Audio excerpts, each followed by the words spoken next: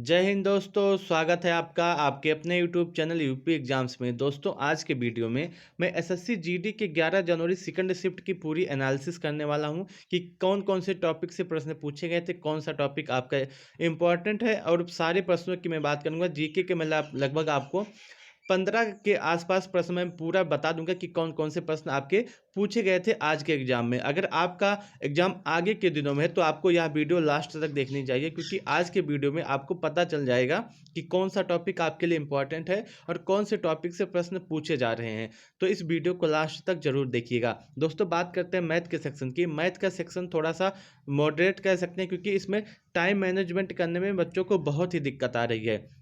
Math इसलिए आपका नहीं हो पा रहा। मैथ तो आसान है, लेकिन बच्चों के पास समय ही नहीं बचता कि मैथ को लगा पाए। वहीं हिंदी की बात करते हैं। हिंदी आपका इजी आया था, रीजनिंग भी आपका इजी आया था। बस दो चार क्वेश्चन को छोड़ दे रीजनिंग में तो आपका बहुत ही इजी आया था। वहीं जीके जीएस में अगर आप देखें तो मॉडरेट तो इजी था।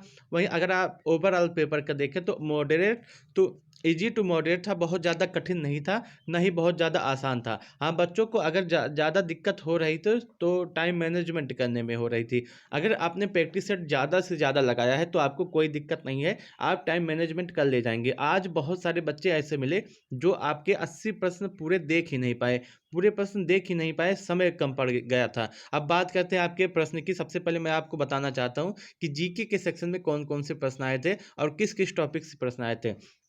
दोस्तों, जीके में अगर आप देखिएगा तो करंट अफेयर आपको सिर्फ और सिर्फ लास्ट के 6 महीनों का पढ़ना है।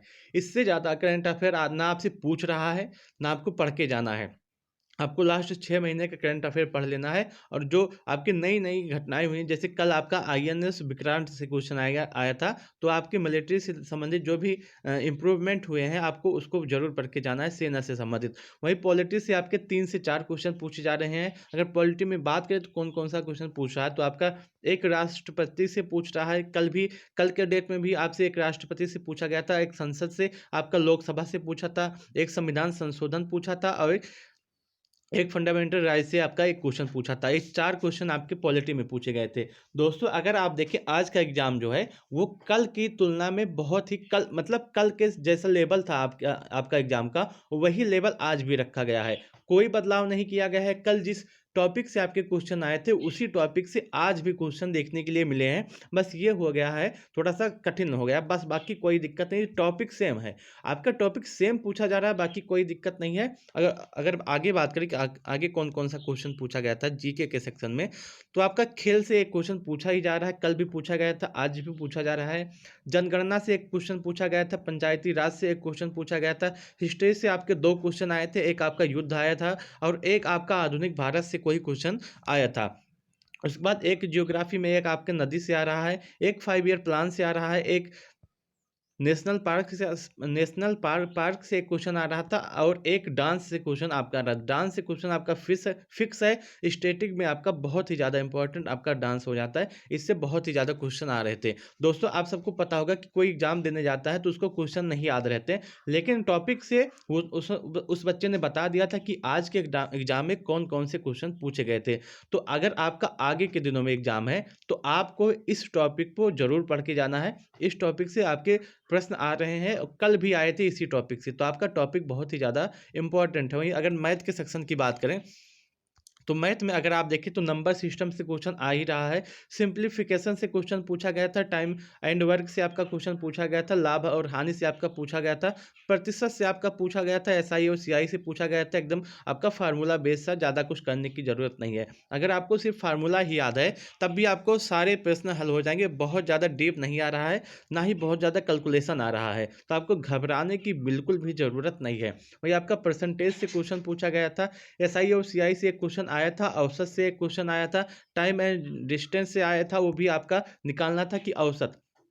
और उसके बाद आपके देखिए एलसीएम एचसीएफ से क्वेश्चन आया था, 2D 3D आपका इंपॉर्टेंट टॉपिक तो है ही। एक एक क्वेश्चन दोनों से आ रहे थे, कल भी ये देखने के लिए मिले थे और आज भी देखने के लिए मिले हैं। और उसके बाद अनुपात समानुपात से एक क्वेश्चन आ रहा है। दोस्तों, ये पूरा मैथ का सेक्शन है। अगर आप मैथ के सेक्शन में इस इंपॉर्टेंट टॉपिक को अगर पढ़ के चले जाएंगे तो मैं आपको गारंटी देने वाला हूँ कि आपका 15 से 18 क्वेश्चन कहीं नहीं गया है, आप इतने क्वेश्चन कल ले जाएंगे 20 में से। तो आपको इस टॉपिक को जरूर पढ़ के जाना है, इसी टॉपिक से आपके ज़्यादातर क्वेश्चन देखने के लिए मिल रहे हैं। अब बात करते हैं हिंदी की और रीजनिंग की सेक्शन में कौन कौन से क्वेश्चन पूछे गए थे। दोस्तों अगर हिंदी के सेक्शन में देखें तो आपका पर्यायवाची 2 से 3 क्वेश्चन पूछ ही रहा है, और पर्यायवाची में आपको ज़्यादा कुछ नहीं पढ़ना है, बस बेसिक बेसिक जो आपके हैं वही याद के करके जाना है, जो आपने 10वीं में पढ़ा था, 9वीं में पढ़ा था, 12वीं में पढ़ा था, बस वही पर्यायवाची आ रहा है। बहुत ज़्यादा कठिन नहीं आ रहा, आपको बहुत ज़्यादा पढ़ने की ज़रूरत भी नहीं है। मैं कुछ पर्यायवाची आज आपको दे दूंगा, तो आप वहाँ से भी पढ़ सकते हैं। उसके बाद संधि से आपका क्वेश्चन आ रहा है, काल से आपका क्वेश्चन आ रहा है कि कौन सा है, भूतकाल है, भविष्यकाल है, कौन सा है। रिक्त स्थान से आपके 2 क्वेश्चन फिक्स हैं। गद्यांश से आपका क्वेश्चन आ रहा है, 5 क्वेश्चन आ रहा है। गद्यांश में आपको यह दिक्कत हो सकती है कि गद्यांश जो आ रहा है थोड़ा सा लंबा है, उसको पढ़ने में दिक्कत हो रही है, उस समय वैसे भी कम है। वर्तनी से आपके 2 से 3 क्वेश्चन आए थे। मुहावरे एवं लोकोक्तियाँ से आपके 2 क्वेश्चन फिक्स हैं। विलोम से आपका 2 से 3 क्वेश्चन देखने के लिए मिला था। समाज से और लिंग से यहाँ से आपके हिंदी के ज़्यादातर क्वेश्चन आपके आ रहे हैं। अगर आपको आगे एग्जाम है तो आपको इस टॉपिक को जरूर पढ़ के जाना चाहिए। वहीं अगर बात करें आपका रीजनिंग की, तो रीजनिंग में आपके नंबर सीरीज से क्वेश्चन आ रहे हैं, लेटर सीरीज से भी क्वेश्चन आ रहे हैं। तो आपका नंबर सीरीज और लेटर सीरीज से अगर देखें तो 4 से 5 क्वेश्चन इसी दोनों टॉपिक से आ जा रहे हैं। वहीं कोडिंग डिकोडिंग से आपके 2 से 3 क्वेश्चन देखने के लिए मिले हैं आज के एग्जाम में। वहीं रक्त संबंध से आपका एक क्वेश्चन देखने के लिए मिला है। रैंकिंग से आपके क्वेश्चन देखने के लिए मिले हैं। कथन निष्कर्ष से आपके क्वेश्चन देखने के लिए मिले हैं।